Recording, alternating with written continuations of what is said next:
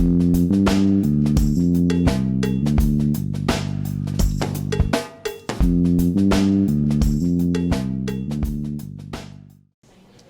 guys, how's it going? It's Michael Ingenito. We're here again with the Russell Union Show, and today is going to be a little different kind of episode today. I have with me here Miss Noelle Walker. She's the former editor-in-chief of the Reflector magazine, and she's going to talk to you guys for a quick second about the story that she is conducting. Hi, I'm Noelle Walker, the former editor-in-chief of the Georgian Reflector magazine, and I'm working on a story about diversity and inclusion. So I'm starting at the Triggerish incident and going up to where we are now currently and looking at Georgia Southern's response to these racist incidents and kind of looking at what's changed, like have we taken steps forward, have we taken steps back, and I think a video element is very important to this because it's easy to write down facts and things that Georgia Southern's done, their responses, but talking to people and getting their stories adds a human element to it.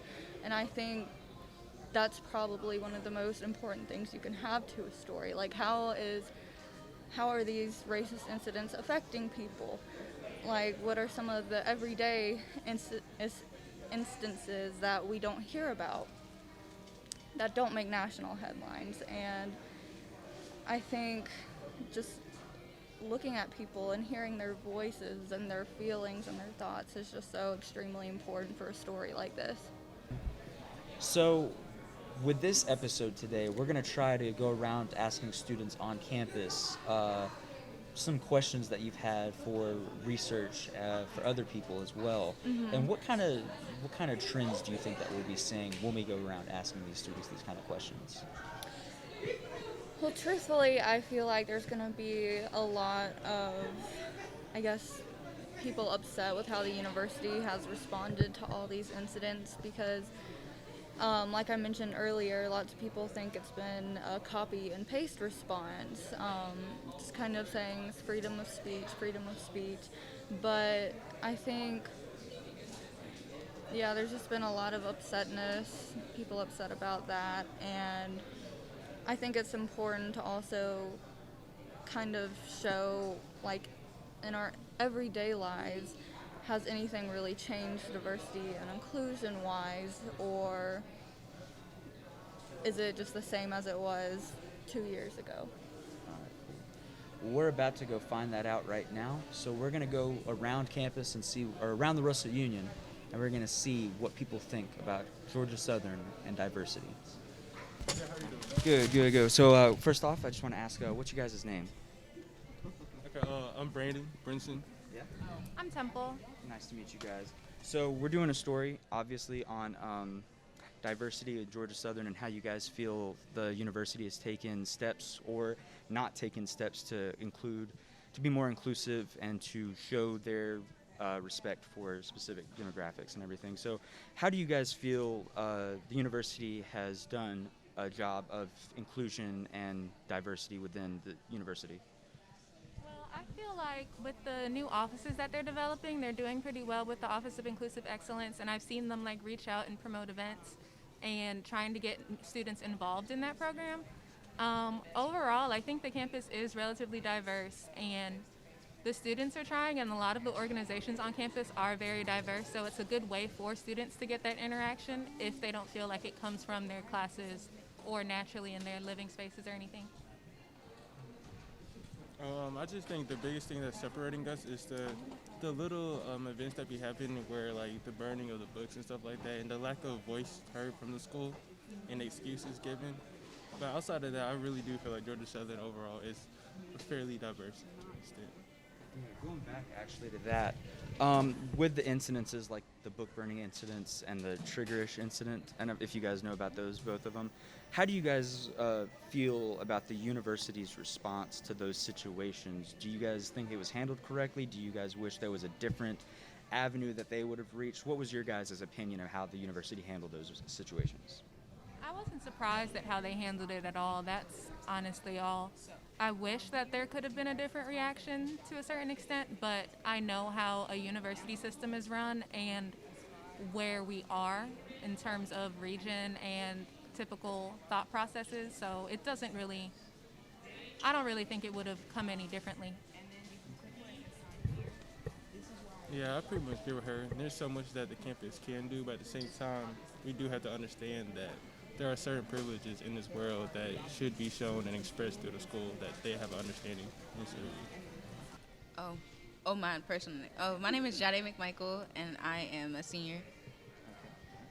Hi, I'm Khaleesia Morris, and I'm technically a senior also. All right, so let me see here.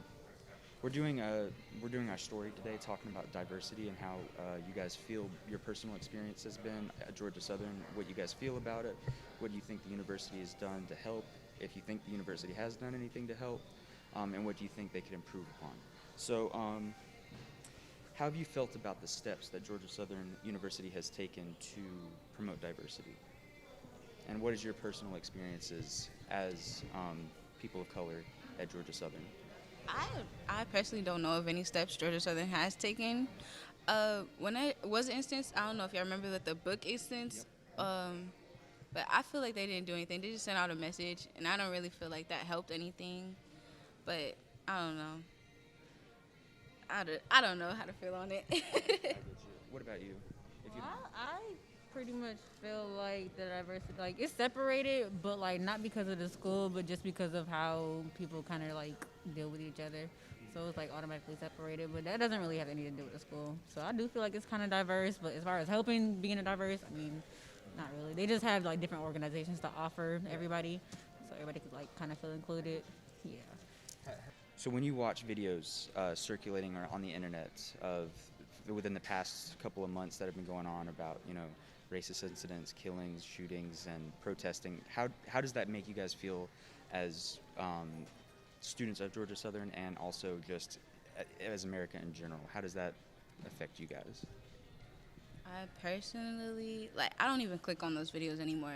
The protest videos, I do still watch until, it's police brutality type stuff, and I just can't watch those, personally. Yeah, it's all it's disgusting, like absolutely disgusting how we're treated in America.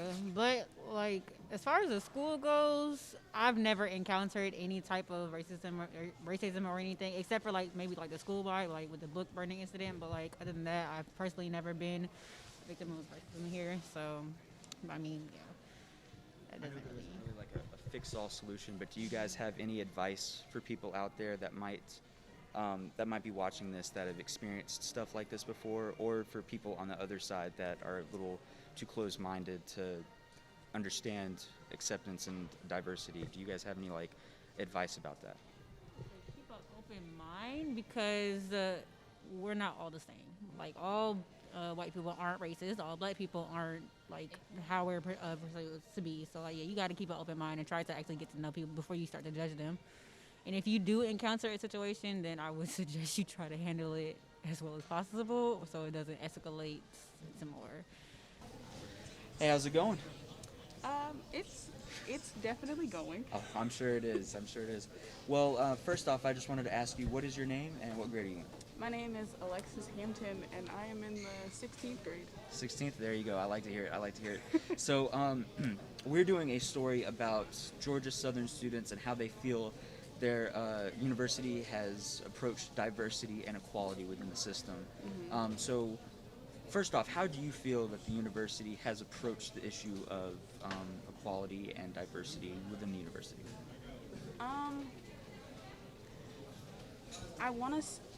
I used to say that they handled it really badly, but I'm the more I do my research, I'm realizing they're doing the best that they can, because it's not just Georgia Southern is its own entity. They have to run everything they do through the university system of Georgia. So they're using the little power that they have to do as much as they can, but they're still kind of the underdog right now. We have to get everything through to the top dog before we can actually get things done here the right way. Exactly. So, kind of going off of that, some of the most recent issues that have actually appeared in national news, the book burning incident and the Triggers incident, first off, how did those events, I will say events very lightly, how did those events make you feel as a student of Georgia Southern, and how did the university's response make you feel? The incident itself kind of scared me because it was the way that it started is just basically students being told, like, this is white privilege, it exists, and you have it and are benefiting from it. And the way that that caused such an uproar, it really scared me because I knew that.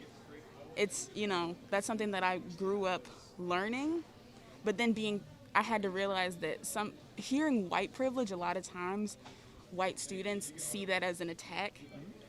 And I think it's important to start off saying, this is what privilege is, addressing that there are multiple different types of privilege, and then including white privilege in that conversation so that they don't feel like we're saying you're the only ones that have privilege and you're a part of the problem. That's not just your specific type of privilege that you have. Exactly. Based on the color of your skin. Exactly. And so it scared me to see the way that all of those students reacted to that.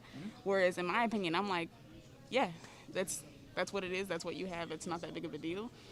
And then the way the university handled it, it was just the whole, like, they burned books as a response to this lady telling them that they had white privilege. And then the university was just like, yeah, well, free speech, what are you going to do? And I feel like there are a lot of things that they could have done because I think the university hides behind freedom of speech a lot. But yes, you're allowed to say whatever you want, but that doesn't always shield you from the punishment of it. Like, there are high schools that dealt with racist incidents better than we have. So I just feel like they could have handled it better, but again, I have to remind myself, it's not just Georgia Southern, it's not just Cal Marrero, it's the university system of Georgia. Everything we do has to be approved by them, and if they didn't approve that those students, get repercussed or have to deal with those consequences, then that's not something that we can control. Well, that was very insightful, all those people's opinions. So thank you, Noelle, for coming out here and being with us. I hope we did justice to the story with the questions that we asked. So your story, it's coming out when and where will we be able to see it? Right, well, it will definitely be out within the next week or two, and it will be available on thegeorgian.com. Awesome. Well, thank you again so much, you guys. Stay safe out there, and hope the story has made you think about some things. As always, this is Michael Ingenito, signing off.